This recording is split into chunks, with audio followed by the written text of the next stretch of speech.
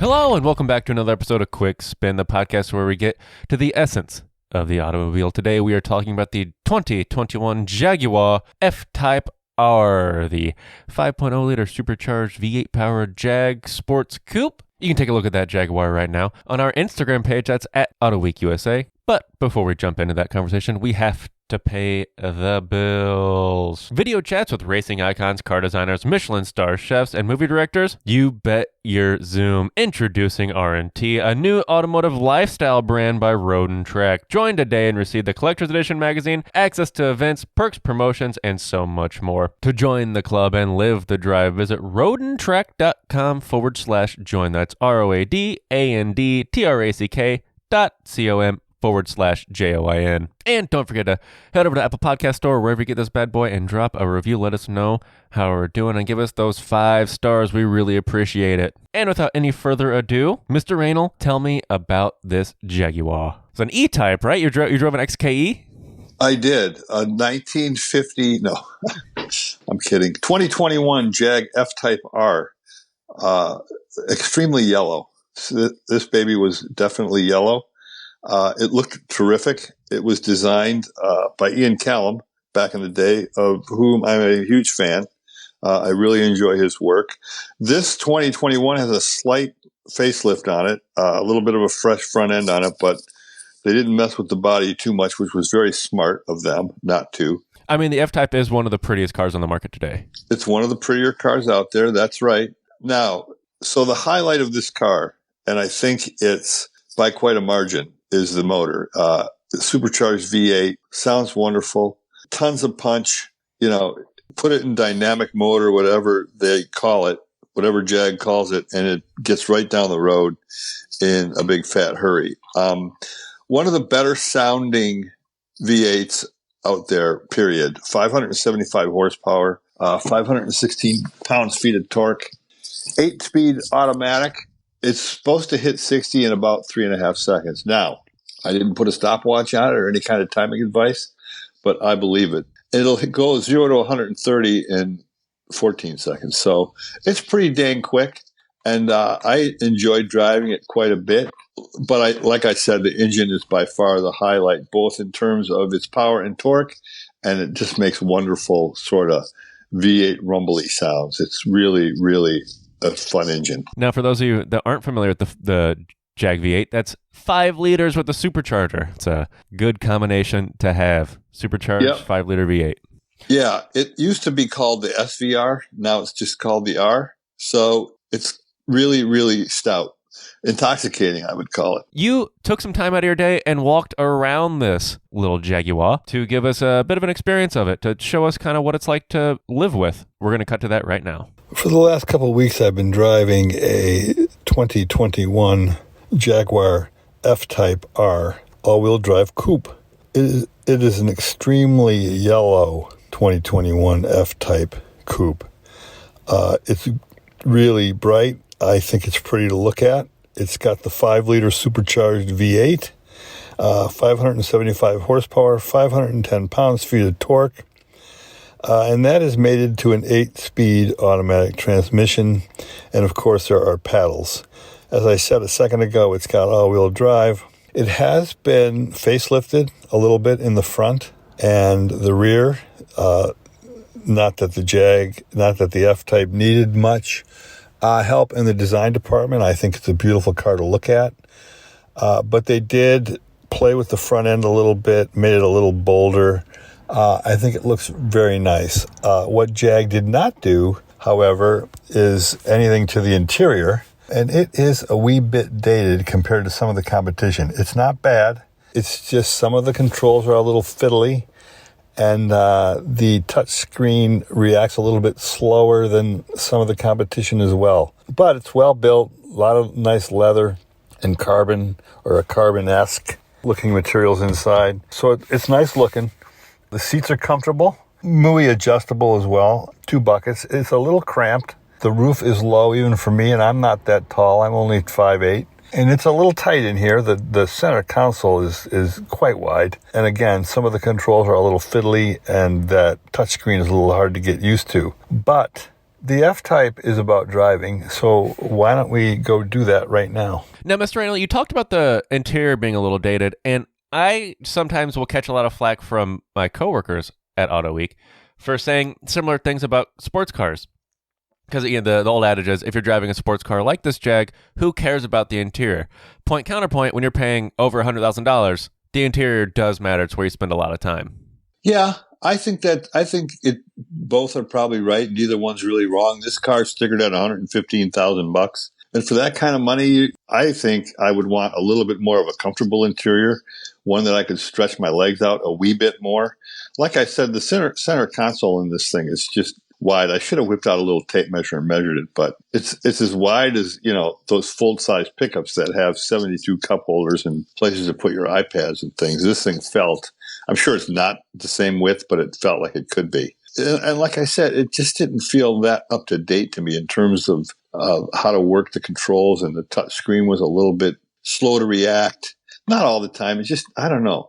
This day, the game has moved on quite a bit in touch screens and things. And Jag it seems like they updated the instrument panel. The instruments themselves are digital now. But other than that, not much got changed inside this thing. And it's, I don't know how many years old since the F-Type came out, but this is the same interior it's had since day one, it seems to me. And every year, it seems like technology takes a 2-year or 3-year leap. So if you figure the Jag's been around long enough to be refreshed, that means it's been long enough to get the interior dated. But the Jag is a driver's car, right? I mean, almost 600 horsepower, all-wheel drive. Sounds like an absolute hoot to drive. So let's hear how it is. So here we go. We're going to give this baby a little spin around the block, a little bit, and check it out. The V8's got a nice little growl to it. Sounds pretty racy. There are modes. There is a dynamic mode, which makes it even a little bit more racy sounding. And there's also snow mode. And I don't think Jag calls it that, but it's like rain, ice, snow, and that just sort of eases everything back, as you can imagine. And doesn't make the controls quite as lively, and it kind of dulls down the handling a little bit.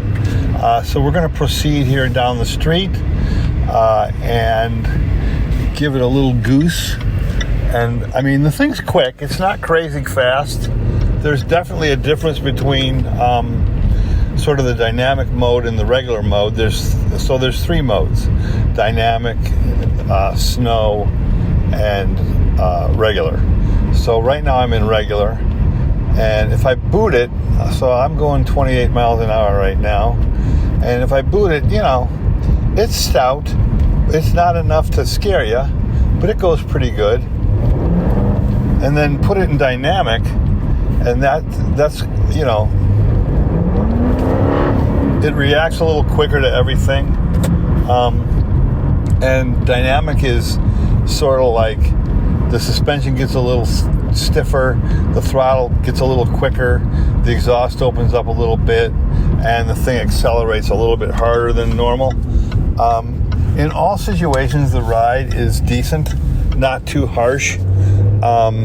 It's not soft, don't get me wrong, and it shouldn't be soft. It's a sports car. It's a 2-seat sports car. There are some roads around Detroit that will upset the suspension a little bit and get the thing bouncing pretty good, but it's Detroit. That's what we have here. We have roads that aren't the best, and we have winters and frost heaves and everything else. So a sports car like this is not always going to ride superbly, and that, generally speaking, I think this one does ride well. And it looks good doing it. As I said, the exterior looks really nice. The interior is well built. Could use an update in some of the controls and the way things operate in here, but generally speaking, it's not bad. And so that's a wrap on the Jaguar F-Type. And I approve. If there's a young person in your life who's really into cars, give them the gift of R&T Crew, the ultimate magazine and subscription box for car-loving kids from Road and Track. Perfect for ages 6 and up, each box includes cool accessories, fun activities, and a magazine chock full of facts, stories, games, and more. Sign up now and receive the all-new top secret issue. Just head to rtcrew.com. That's rtcrew.com. And I approve too.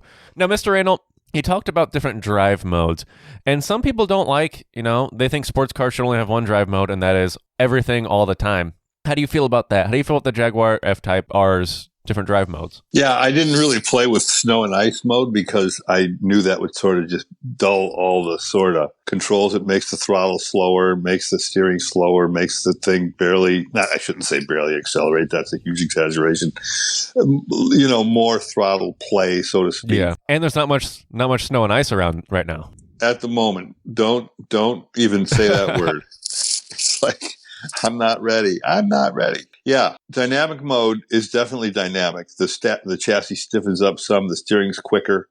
The throttle response is quicker. The exhaust opens up some. It makes the engine sound even better. I played with that quite a bit, mostly on freeways where it was, the pavement semi-smooth, and I know it wasn't going to ruin the one kidney I have left.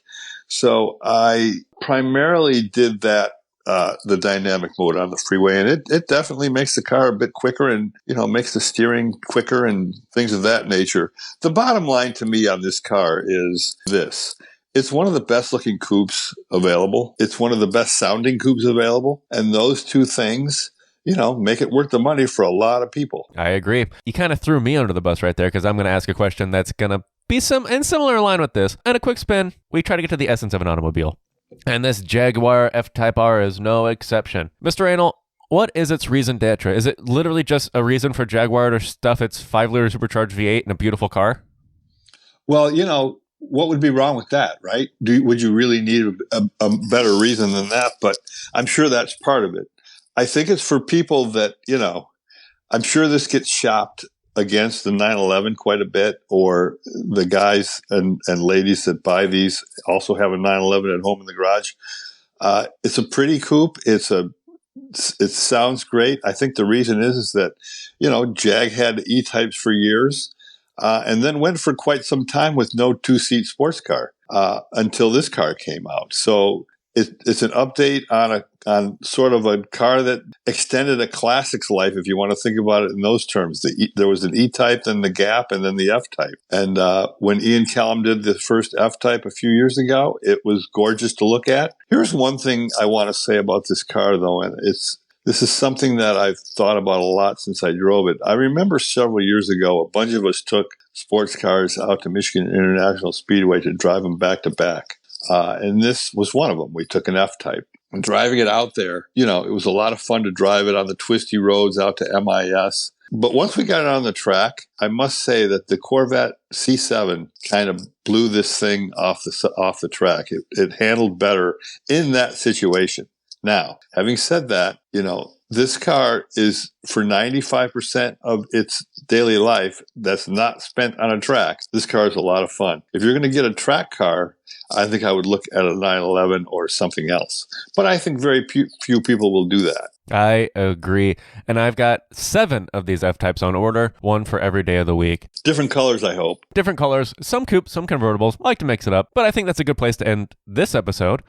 Don't forget to head over to Apple Podcast Store or wherever you listen to this bad boy. Drop us a review. Let us know how we're doing. Reach out to us. Let us know what you want to hear. Thank you, Mr. Raynal, for driving this Jag. I know it's hard, but someone has to do it. It's a sacrifice, no question. And again, I can't stress this enough. Thank you so much for listening. Without your listenership, this wouldn't be possible.